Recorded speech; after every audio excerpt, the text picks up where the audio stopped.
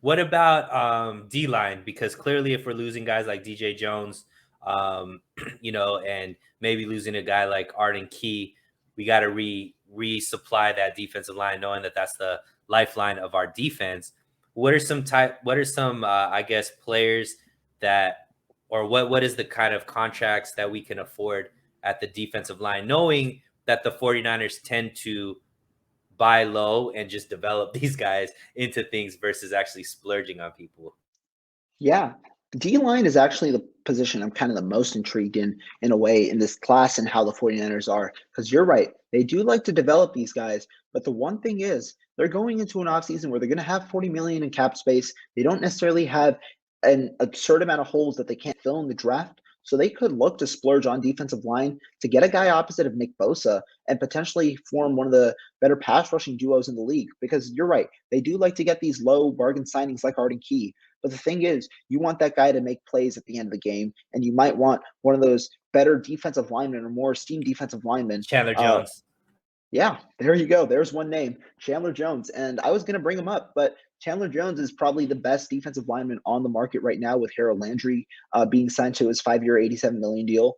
But the thing is, Harold Landry just got signed to 17.5 million a year. I don't know if Chandler Jones is going to go for cheaper than that. And the 49ers right now, I don't know if they're going to splurge that much on just one player, which is why I think Chandler Jones might be a little too unrealistic.